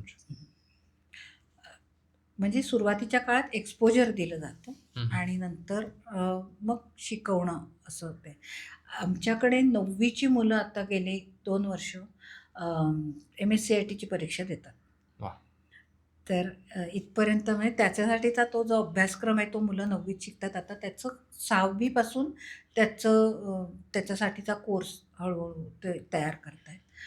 दुसरं असं की माजी विद्यार्थी ही आमची ताकद आहे. आणि आमचे माजी विद्यार्थी वेगवेगळ्या गोष्टी शाळेत येऊन करत असतात. उदाहरणार्थ नॅशनल सायन्स एक्झाम असते, त्याला ज्युनियर ऑलिम्पियाड असंही म्हणतात. आणि अत्यंत कठीण परीक्षा आहे आणि इंग्रजीतून होत असते ती. निगेटिव्ह मार्किंग वगैरे असतं. 9वीतली मुलं ही परीक्षा देतात आणि आमच्या शाळेतली मुलं गेली जवळजवळ 12 वर्ष याची परीक्षा देतात. आणि त्याचे वर्ग आमचे माजी विद्यार्थी आणि सपोर्ट गट ग्रुपमधले काही असा मिळून तो गट आहे आणि ते याच्यासाठी गेली 12 वर्ष काम करत आहेत. तर कारण हे शिक्षकांनी करता येणं, त्यांची एकूण वेळ, त्यासाठी लागणारं वेगळ्या प्रकारचं प्रशिक्षण हे शक्यच नव्हतं. पण जे प्रोफेसर आहेत कॉलेजेसमध्ये, असे विद्यार्थी शाळेकडे पुन्हा येतात आणि ते शाळेच्या ह्या सगळ्या गोष्टींमध्ये लक्ष घालतात. किंवा एक ब्रिज कोर्स चालतो. 10वीतून बाहेर पडून मुलं कॉलेजमध्ये जातात आणि तेव्हा एक ब्रिजिंग करायला पाहिजे असं आम्हाला वाटतं. मग ते वेगवेगळ्या गोष्टींचं असतं. हा कोर्सही गेली 12-14 वर्ष सुरू आहे. तर त्याच्यातही बदल होत आले त्या वेळेप्रमाणे. पण आत्ता कॉलेजमध्ये काय चालू आहे हे आम्हाला नाही माहिती, शिक्षकांना नाही माहिती. ते आत्ता कॉलेजमध्ये शिकत असणाऱ्या मुलांना माहिती. आणि मग त्यासाठी आत्ता शाळेतून तिथे जाणाऱ्या मुलांना एक एन्झायटी असते किंवा काय असेल असं वाटतं, किंवा तिथे गेल्यावर काय काही गोष्टींची एक तयारी पाहिजे, एक कॉन्फिडन्स पाहिजे. तर तो कशा-कशातनं कोणकोणत्या गोष्टीतून देता येईल, किंवा पुढच्या करिअरसाठीच्या काही संधी बघण्यासाठी खूप प्रकारच्या लोकांच्या मुलाखती घेणं असेल, हा सगळा त्या ब्रिज कोर्सचा भाग असतो. आणि हे सगळं ही कॉलेजमध्ये जाणारी जी मुलं आहेत ती करत असतात. एक फिल्म क्लब चालवतात माझे विद्यार्थी. काही वर्षांपूर्वी एक संडे सेशन नावाची ॲक्टिव्हिटी जी विज्ञानाला धरून होती, ती काही वर्ष काही मुलांनी चालवली. तर माझी विद्यार्थी येऊन, किंवा खेळासाठी आमचे माझे विद्यार्थी येऊन खूप मदत करत असतात. तर असे खूप वेगवेगळे एरियाज आहेत. एक एक आहेत आमच्या माझी विद्यार्थिनी ज्या शाळेतली सगळी झाडं आणि परिसर आमचा खूप मोठा आहे. तिथे आज अनेक झाडं आहेत आणि खूप वेगवेगळ्या प्रकारची झाडं आमच्या शाळेत लावलेली आहेत. दुर्मिळ काही झाडंसुद्धा आणून लावलेली आहेत. तर ते त्या येऊन करतात. अच्छा. तर असे खूप वेगवेगळे उपक्रम आणि वेगवेगळ्या गोष्टी आहेत. आणि शिवाय आर्थिक मदत करणारे विद्यार्थी आहेत, की जेव्हा आम्ही हाक मारतो त्यावेळेला विद्यार्थ्यांचा गट उभा राहतो. आणि त्यातून कारण फक्त शासनाच्या अनुदानावर आता शाळा चालू होऊ शकत नाही. कारण वेतनेतर अनुदान गेली कित्येक वर्ष मिळालं नाही. मग मिळालं तर ते अत्यंत तुटपुंज असतं. या सगळ्यात शाळा चालू नाही शकत. आणि मगाशी आपण जो एक मुद्दा काढला होता, की शिक्षक आता मिळत नाहीत शाळांना, सर आहेत ते सरप्लस होतात. त्यावेळेला मग संस्थेला शिक्षक नेमावे लागतात. म्हणजे आमच्यासारखी संस्था आहे ती असंच नाही म्हणत, की आता जे आहे त्याच्यात शिकवा तुम्ही, भागवा. असं नाही करू शकत. चांगलं शिक्षण जर द्यायचं असेल तर पुरेशी शिक्षक संख्या हवी, सेवक वर्ग हवा, हे सगळ्यासाठी पैसा लागतो. किंवा शाळेत सुविधा निर्माण करायच्या असतील, शाळा इमारतीची देखभाल करायची असेल, या सगळ्यासाठी पैसा लागतो. तर तेव्हा माझी विद्यार्थ्यांची मदत होत असते. अ, अगदी स्वतः नाही तरी त्यांच्या संपर्कातून कोणाकोणाला आणणं, यासाठी मदत होत असते. मागे पडणाऱ्या मुलांवर आमच्या शाळेत खूपच काम चालतं. तिकडच्यासाठी एक सपोर्ट ग्रुप उभा असतो. इंग्रजीवर जे काम चालतं त्याच्यासाठी एक सपोर्ट ग्रुप आहेच. पण स्पोकन इंग्लिशसाठी एका NGOची मदत आम्ही घेतो आहोत. तर त्याचे वेगळे वर्ग चालतात. आणि शिवाय 1 to 1 काही मुलांबरोबर काम करण्यासाठी म्हणून एक सपोर्ट ग्रुप येऊन काम करतोय. हे मागे पडलेल्या मुलांसाठी सगळ्यांसाठी असं आहे? मागे नाही, ते जे काम आहे 1 to 1 ते सर्व मुलांसाठी सुद्धा आहे. लेव्हल वाईज काम होतं. अच्छा. लेव्हल टेस्टिंग होतं. इंग्रजीच्या बद्दलचं तर खूप वेगवेगळ्या प्रकारचं काम चालतं. 11,000 पुस्तकांची लायब्ररी आहे आमची. ही फक्त मी माध्यमिकचं सांगितलं, आणि तशाच प्रकारे 2,000-3,000 पुस्तकं प्राथमिक. बालवाडी प्राथमिकमध्ये असतील. आणि ती कुठून कुठून जमवलेली पुस्तकं आहेत. कोणी कुठेही जातं, प्रदर्शनांना शिक्षक जातात, आम्ही जातो. वेगवेगळ्या प्रकारची सातत्याने प्रशिक्षणं घेतो. जेव्हा कोविडच्या नंतर शाळा सुरू झाली तेव्हा मोठा लर्निंग लॉस झाला. आणि त्यावेळेला मग आम्ही एका पुन्हा NGOची मदत घेतली. आणि तो लॉस भरून कसा काढायचा याच्यावर 2.5 वर्ष नंतर प्रशिक्षण घेत होतो. आणि त्याच्यात आम्ही संस्था चालकांमधले पण काही जणं त्यांच्यासोबत होतो. कारण काय होतंय किंवा काय करायचं आहे, गरज काय काय असणार आहे शिक्षकांची, ह्याच्यासाठी आम्ही सोबत असतो शिक्षकांच्या. आणि त्यातून बरोबरीने काम सुरू होतं. म्हणजे एकीकडे प्रशिक्षण सुरू आहे आणि एकीकडे शिकवतात सुद्धा आहेत. असं ते काम जवळजवळ 2-3 वर्ष मग ते पुढे काम चाललं. आणि मग त्यातल्या कितीतरी पद्धती आता रोजच्या शिक्षण पद्धतीत शिक्षकांनी सामावून घेतलेल्या आहेत. आणि वेगवेगळ्या NGOज इतरही अनेक गोष्टींसाठी, विज्ञानासाठी कोणीतरी येतं आहे, ग्राहक संरक्षण म्हणजे काय हे सांगायला कोणीतरी येतं. तर अशासारखं असतं. मधून नाट्यशिबिरं होत असतात. आणखीन एक उपक्रम आम्ही करत असतो. गेली काही वर्ष, 5 वर्ष झाली त्याला मला वाटतं. अक्षरोत्सव नावाचा. अक्षरोत्सव. मुलांनी वाचावं आणि एकूणच समाजात वाचन कारण आपण म्हणतोय ना की वाचन खूप हल्ली करत नाहीत, मुलं करत नाहीत, मोठी माणसं करत हम्म, नाहीत. हम्म, हम्म. तर ते वाचावं यासाठीचा तो उपक्रम आहे. त्याच्यात एक पुस्तक प्रदर्शन आम्ही करतो दरवर्षी. ते काही दिवस असतात, कमीत कमी 3 दिवस तर ते असतात. वेगवेगळ्या प्रकाशकांची पुस्तकं त्याच्यात येतात आणि ते सगळ्यांना खुलं असतं. म्हणजे मुंबईभरातलं कोणीही आलं त्याला तरी चालूच शकतं. मुलांसाठीचे काही गोष्टींना धरून किंवा साहित्याला धरून काही सादरीकरणं किंवा साहित्याला गोष्टींच्या संदर्भात काही काही घडवून आणणं, अशा प्रकारचे काही कार्यक्रम त्या दिवसांमध्ये होतात. आणि एक जाहीर कार्यक्रम सर्व नागरिकांसाठी असतो, तो सुद्धा साहित्याशी जोडलेला असा काही असतो. तर हा एक उपक्रम आम्ही मोठा गेली काही वर्ष करतोय. आमच्या शाळेच्या कोणत्या महिन्यात? शेजारीच तो साधारण डिसेंबर डिसेंबर जानेवारी वगैरे असा गॅदरिंगचा काळ असतो त्या सुमारास. हां, साधारण. आणि तो आम्ही केशव गोरे स्मारक ट्रस्ट आमच्या शाळेच्या बाजूलाच आहे. तर त्यांच्याबरोबर अनेक गोष्टी करतो. तसं हा उपक्रम त्यांच्या सहयोगाने. सहयोगाने त्यांच्याबरोबर करतो. तर अशा कितीतरी गोष्टी आहेत ज्या सातत्याने शाळेत होत असतात आणि ते मुलं बघत असतात किंवा त्या सगळ्यातून प्रत्येकाला आपापली जागा शोधता येण्याच्या संधी आहेत. त्यामुळे हम्म, हम्म. आवर्जूनच घालावं.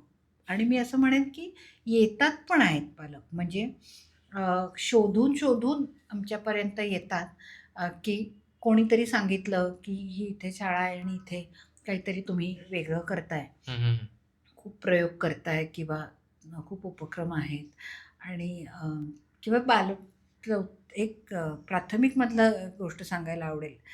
दुकान जत्रा म्हणून एक उपक्रम आम्ही अनेक वर्ष करत होतो. मुलांना व्यवहार ज्ञान मुलांनी शिकावं म्हणून वस्तू विकायच्या, मुलांनीच तयार करायच्या आणि विकायच्या. गेल्या काही वर्षात त्याचं स्वरूप बदलून आम्ही आणखीन असं केलं की आम्हाला लक्षात आलं दुकान जत्रासुद्धा थोडीशी काय त्याला म्हणू, नाटक बसवल्यासारखी होते की काय, आम्हाला असं वाटायला लागलं. अगदी हिशोब अजिबात चुकला नाही पाहिजे वगैरे असं काही काही होतं. आणि मग आमच्या विचार केल्यावर लक्षात आलं की हिशोब चुकल्याशिवाय शिकणार कसं मूल, तर हिशोब चुकला पाहिजे ना. तर मग चुकण्याची संधी कशातून देता येईल त्याचा विचार करून मग आता आम्ही बाजार भरवतो. आणि मुलं ज्या पद्धतीने, म्हणजे जर कोणाला तो बाजार बघायचा असेल तर शाळेत या, आम्ही सांगू की आमचा बाजार कधी आहे आणि तेव्हा आवर्जून यायला पाहिजे. तर अशा वेगवेगळ्या संधी तयार केलेल्या आहेत. मुलांना फेल ॲट समथिंग न्यू असं शिकवण्याचं. अगदीच. आणि मग पालक येतात आमच्याकडे जेव्हा तेव्हा ते शाळा अख्खी फिरून बघतात.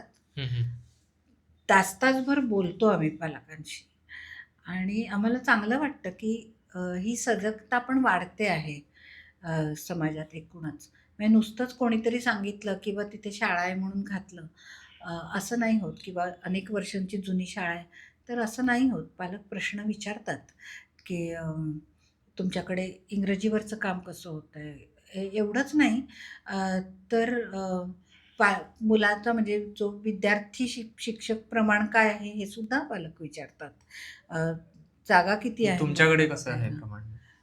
आमच्याकडे प्राथमिक शाळेत 40 मुलांमागे एक शिक्षक, बालवाडीत 20 मुलांमागे, 40 मुलांमागे एक शिक्षक सुद्धा नाही, खरं तर जास्त शिक्षक आहेत. त्यामुळे साधारण 35 मुलांमागे एक शिक्षक असं म्हणायला हरकत नाही. बालवाडीत 20 मुलांमागे एक शिक्षक आणि माध्यमिकमध्ये तेच राहतं. आणि माध्यमिकमध्ये पुढे साधारणपणे 35 ते 40 मुलांमागे एक शिक्षक असं प्रमाण आहे. आपण कॅमेरावर बोलायला सुरुवात करायच्या आधी तुम्ही एक सांगत होतात की मुलांचे गट पाडून त्यांना विचारायला देतात, त्याबद्दल थोडं सांग. म्हणजे तेच मी शिक्षण पद्धतीवर बद्दल म्हणते की गटकाम ही खूप महत्त्वाची गोष्ट आहे मुलांच्या बाबतीत वेगवेगळ्या अर्थाने.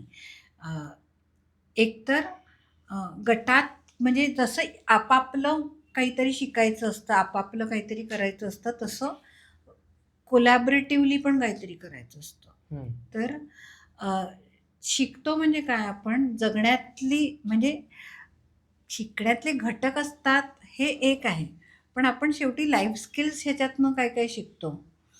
तर त्याच्यात मग प्रॉब्लेम सॉल्व्हिंग असेल समजा, तर प्रॉब्लेम सॉल्व्हिंग म्हणजे फक्त एखाद्या प्रश्नाची उकल करणं हे फक्त गणितात नसतं.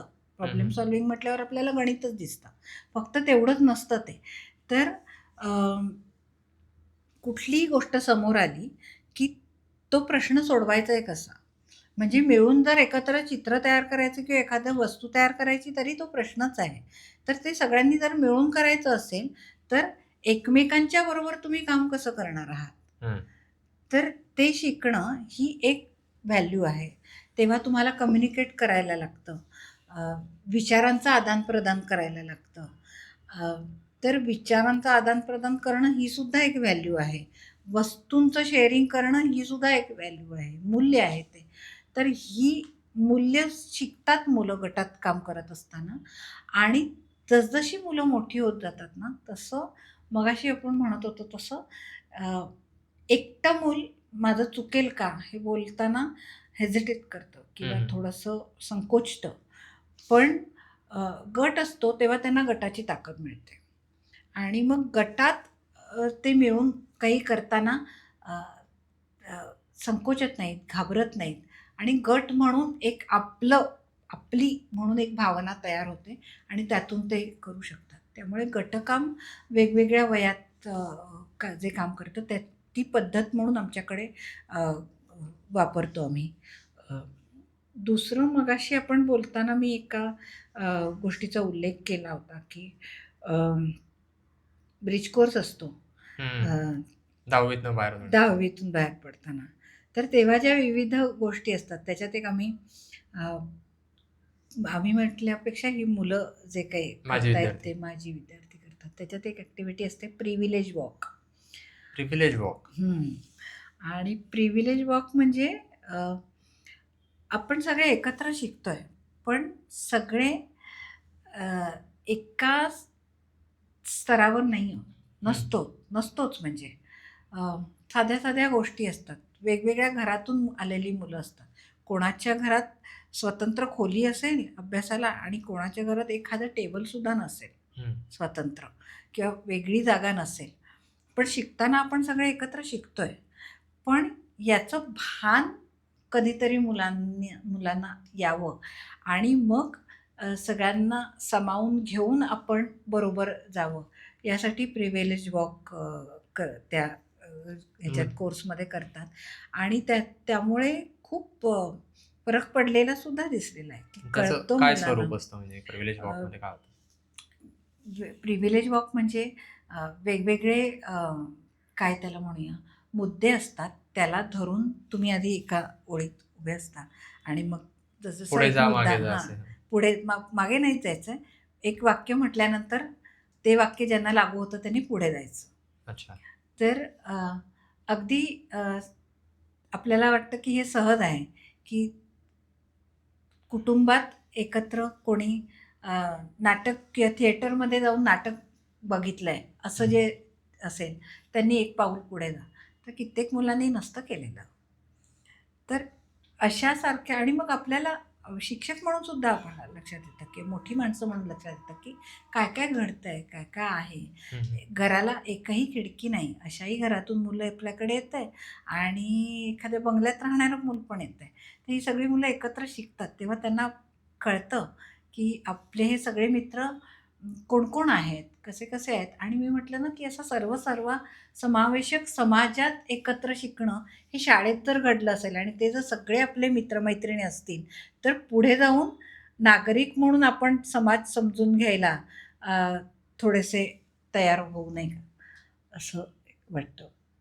एक मला प्रश्न आहे की लेखनाच्या बाबतीत, कारण मला शाळेत असताना मला अजूनही आठवतं की लिहायचा कंटाळा सगळेच करायचे. मला स्वतःला लिहायची आवड आहे. त्यामुळे निबंध लिहायचा म्हटलं की मी एकटा उत्साहात असायचो. पण माझ्या बाकी कुठल्याच वह्या पूर्ण नसायच्या, फक्त निबंधाची वही पूर्ण असायची. कारण बाकी सगळ्यात माझं डोकं नाही मला वापरायचं ना, फक्त गाईडमध्ये बघून छापायचं असं ते असायचं. तर मुलांना कारण एक पाहिलं तर एकदा आपण बाहेर पडलो, काम कुठलंही असू दे, लिहावं लागतं. लिहावं लागतं अगदी पोलिसाला पण पंचनामा करावा लागतो. कुठेही तुम्ही ईमेल तर कुठल्याही कामात असाल, ईमेल तर लिहावेच लागतात. तर लिहायचं महत्त्व शिकवण्याच्या दृष्टीने किंवा लिहायची आवड मुलांमध्ये रुजवण्याच्या दृष्टीने काही प्रयोग होतो का? प्रयत्न होतात. हं, हं. गोष्ट लिहिणं असेल, स्वतंत्र लेखन करायला देणं असेल, वेगवेगळ्या विषयांवर. आमच्याकडे जेव्हा निबंधाची स्पर्धा जी किंवा स्वतंत्र लेखन म्हणतो खरं तर आम्ही त्याला, ते स्वतंत्र लेखन पहिलीपासून तर मुलं करतच असतात. बालवाडीपासूनच मुलं लिहायला लागतात. हं, हं. म्हणजे ते स्वलिपीत लिहितात आधी. स्वलिपी म्हणजे त्यांची जी लिपी असते ती ती तुम्हाला आम्हाला वाचता येईल किंवा नाही हा आपला प्रश्न आहे. हां. पण त्यांना येतं ते वाचता, त्यांनी लिहिलेलं. तिथपासून मुलं लिहायला लागतात. पहिली, दुसरी, तिसरीत आल्यावर मुलं वेगवेगळ्या विषयांवर लिहित असतात. वेगवेगळ्या निमित्ताने मुलं लिहित असतात. थोडी मोठी झाल्यानंतर सुद्धा वेगवेगळ्या प्रकारचे विषय म्हणजे भीतीबद्दल कधीतरी लिहायला दिलं जातं. अशा वेगवेगळ्या विषयांवर मुलांना लिहायला दे. तुझ्या शाळेतली तुझी आवडती जागा ह्याच्यावर लिही. हं. तर विषय असे वेगवेगळे असतात. ते ठराविक पावसाळ्यातला एक दिवस असे नसतात आणि शिक्षक सातत्याने प्रयत्न करत असतात. अंकुर नावाचं एक मासिक मुलांचं असतं, अंकुर आणि विकास. आता त्याचं गेल्या वर्षीपासून काही बदललं आहे. पण लिहिण्याच्या वेगवेगळ्या संधी मुलांना दिल्या जातात. त्यातून मग लिहिती किती होतात हा हां. वेगळा भाग आहे. कसं आहे ना, की शाळा हे पुन्हा बिया टाकायची जागा आहे. हं, हं. आपण वेगवेगळ्या प्रकारच्या बिया टाकून ठेवाव्यात. कुठल्या रुचतील, कुठल्या कोणासाठी रुचतील हे हं. आपल्याला माहिती नाही. म्हणजे कोणाला तरी फिल्म क्लबमधून काहीतरी मिळू शकतं, कोणाला या स्वतंत्र लेखनातून काहीतरी मिळू शकतं. हं. आमच्या शाळेत अनेक वर्षांपासून, मला वाटतं 1952 पासून 15 ऑगस्टला प्रकल्प करण्याची पद्धत अच्छा. आणि प्रत्येक वर्ग एक विषय निवडतो आणि त्याच्यावर मांडणी करतो. त्याच्यात म्हणजे ते मी त्या शाळेची माझी विद्यार्थिनी आहे आणि आमच्या सगळ्यांसाठी तो एक नॉस्टॅल्जिक भाग पण आहे, की आमच्या वेळेला असं होतं. आणि हं. 15 ऑगस्टला रांग लागते माझ्या विद्यार्थ्यांची ते बघायला आणि ते सगळेजणं स्वतःला त्याच्यात बघत असतात. मुलांनी काय केलं ह्यापेक्षा. पण मुलांसाठी तो खूप वेगळा अनुभव असतो, की एका विषयाचा अभ्यास करायचा आणि त्याची मांडणी करायची. त्याचं स्वरूप पण आता दिवसेंदिवस खूप वेगवेगळ्या पद्धतीने आम्ही बदलत नेतो आहोत. तर ती एक वेगळी संधी आहे. तर असंख्य गोष्टी आहेत, की ज्या लागतात आणि त्याच्यातलं कोणीतरी काहीतरी उचलतं आणि करतं. ज्यांना शिक्षण क्षेत्र बदलावंसं वाटतं, पण त्यांचा सध्या या क्षेत्राशी काही संबंध नाही किंवा ते अभि कोरेगावकर शाळेचे माझे विद्यार्थी पण नाही आहेत. त्यांना शिक्षक व्हायचंय असं नाहीये. पण त्यांना काहीतरी आपापली कामं सांभाळून काहीतरी त्यांना योगदान द्यायचंय. तर त्यांनी काय करावं? कुठून सुरुवात करावी? अशी पण खूप जणं येतात आमच्याकडे आणि ती आमच्याकडे सपोर्ट ग्रुप म्हणून आम्ही जोडून घेतो. हं, हं. म्हणजे एकतर इंग्रजीचं काम आहे, ज्याच्यासाठी खूप माणसं लागतात. अभ्यासात मागे असणाऱ्या जी कोणी मुलं असतात, मागे असणारी म्हणण्यापेक्षा त्यांना जास्तीची मदत लागते. सगळी मुलं एका गतीने शिकत नाहीत. हां. तर काही मुलांना थोडंसं आणि किंवा सगळी एक मोठ्या गटातही शिकत नाहीत. काही मुलांना थोडीशी पुश छोट्या लागतं. गटात शिकायची हं. गरज लागते. पुशपेक्षा छोट्या गटात शिकण्याची गरज असते. काही विषयांसाठी छोट्या गटात शिकण्याची गरज असते. तर या सगळ्यासाठी मदत लागते कारण फक्त शिक्षकांची जी काही संख्या बघता आणि एकूणच त्यांच्यावर असणारी कामं आणि पुन्हा आता शासनाने आणलेल्या असंख्य गोष्टी सगळं बघता हे सगळं त्यांच्याकडून होणं शक्य नाही. तेव्हा माणसांची मदत लागते. आमच्या शाळेच्या संदर्भात बोलायचं झालं तर आम्हाला गार्डनिंगसाठी सुद्धा मदत लागेल. असंख्य गोष्टी आहेत म्हणजे कशासाठी ती.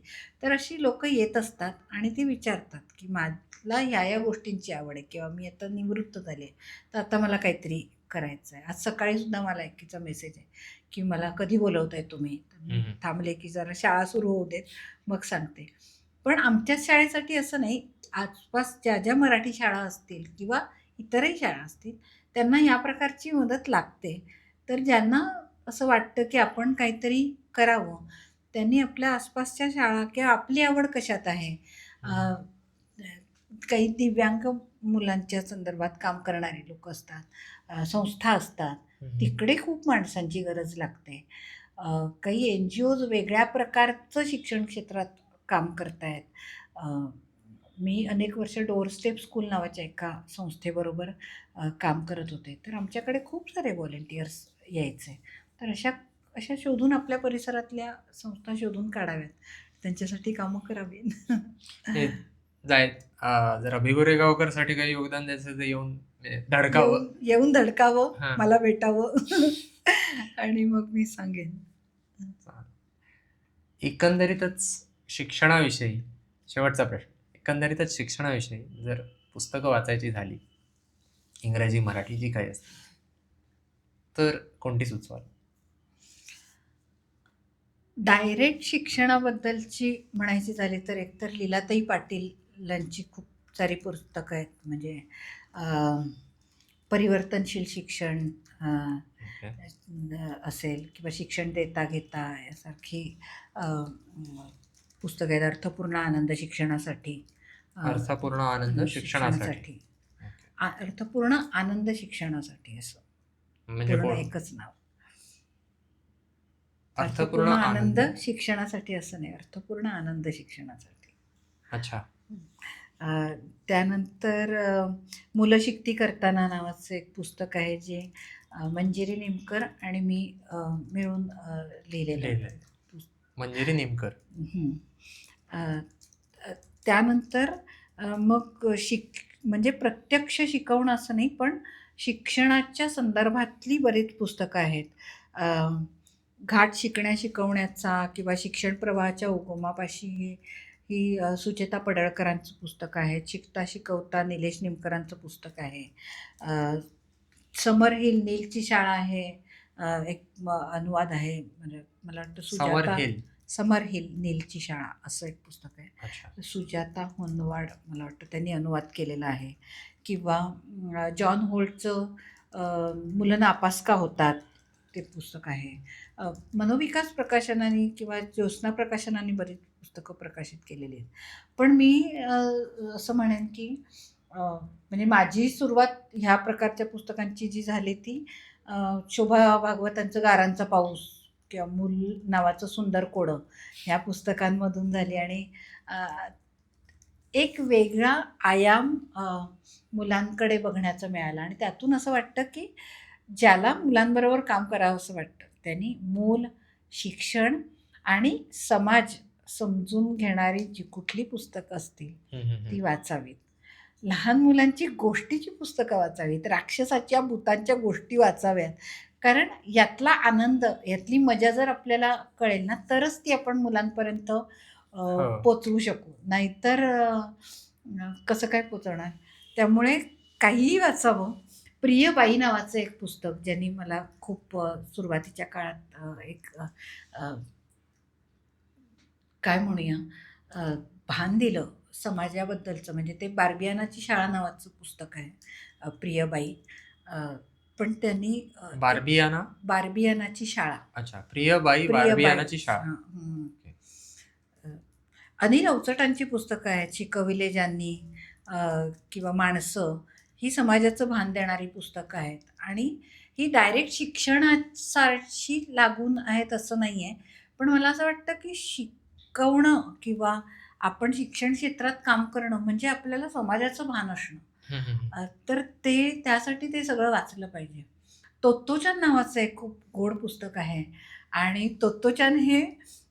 तोत्तोचानचं पुस्तक आहे, त्या छोट्या मुलीचं पुस्तक आहे असं वाटत असलं तरी मला नेहमी ते त्या मुख्याध्यापकांचं पुस्तक वाटतं. कारण त्या मुख्याध्यापकांनी तिच्यासाठी किंवा त्यांच्या शाळेसाठी जे केलं त्यातून ती शाळा आणि ती तोतोचान मोठी झाली. तर अशी डेनिसच्या गोष्टी नावाचं एक जुनं रशियन पुस्तक आहे, ते कुठे मिळालं तर डेनिसच्या. डेनिसच्या गोष्टी.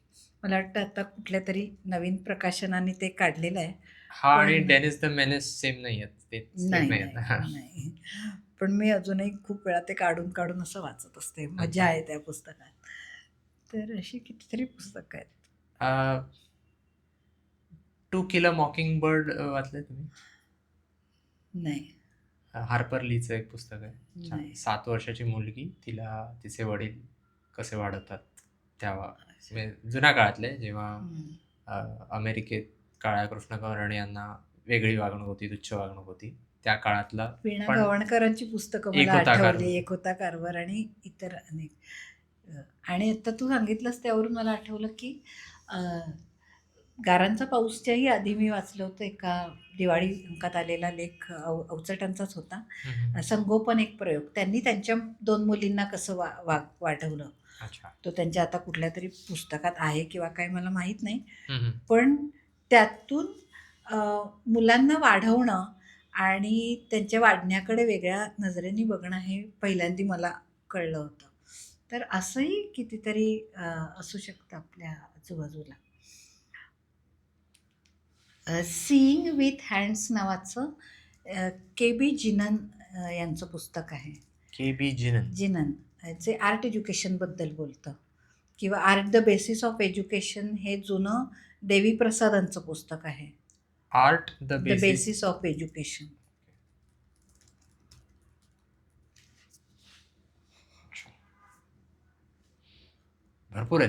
भरपूर आहेत, अजून खूप आठवत राहतील मला रस्त्यात जाताना. पाठवा तुम्ही मला नंतर. चालेल, कारण वाचायला तसं भरपूर वाचायचं आहे आणि विषय वेगवेगळ्या एकदम लोकांनी जवळचा खूप साऱ्या शिक्षकांनी पुस्तकं लिहिलेली आहेत. मला त्या सगळ्यांची आता नावं आठवत नाही आहेत, पण नामदेव माळेंनी लिहिलेलं पुस्तक आहे, प्रल्हाद काठोलेंनी लिहिलेलं पुस्तक आहे, अजून पण अनेक जणांनी लिहिलेत.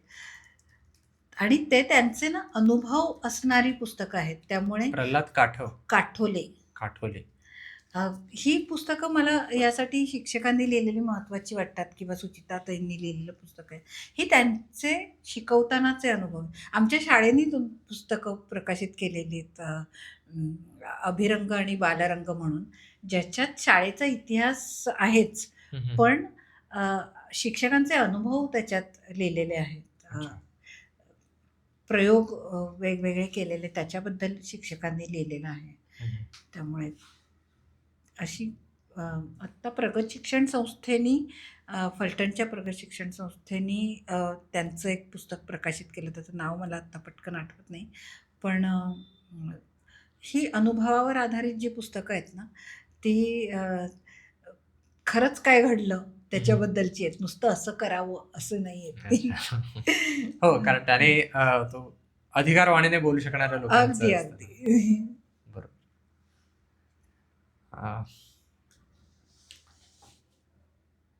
काय म्हणू तुम्हाला? शाला का काकू म्हणू, शाला का ताई म्हणू? काही म्हण, ताई म्हण, काकू म्हण, तुम्ही मावशी म्हण. ओके, तुम्ही आलात, म्हटलंच तरी चालेल. तर तुम्ही आलात आणि वेळात वेळ काढून आलात आणि बरंच आम्हाला माहिती दिलीत आणि सांगितलीत, आणि अभि गोरेगावकर शाळेची ओळखही त्यानिमित्ताने झाली. आणि शिक्षणात, म्हणजे मुलांच्या शिक्षणात काय काय करता येऊ शकतं ह्याची नव्याने कल्पना तुमच्यामुळे आम्हाला मिळाली. तर भरणीच्या वतीने मी तुमचे आभार मानतो. खूप खूप धन्यवाद. थँक्यू ते बोलवल्याबद्दल. आणि गेले काही दिवस, म्हणजे आपण सुरुवातीला जेव्हा बोलायला सुरुवात केली तेव्हापासून या सगळ्या मुद्द्यांचा मी पण नव्याने काही काही विचार करते. एकतर आपणच करत असलेल्या गोष्टी पुन्हा नव्याने दिसायला लागतात, हे होतंच अशा वेळेला. पण काही विचारही, म्हणजे काही गोष्टी होतात आपल्याकडून, काही होत नाहीत पण केल्या पाहिजेत असं वाटलेल्याही काही गोष्टी असतात. तर त्या सगळ्याचा विचार झाला. त्यामुळे खूप थँक्यू. आणि आवडलं मला अशा गप्पा करायला. तुम्हाला आम्ही परत परत बोलवत राहू. अगदी.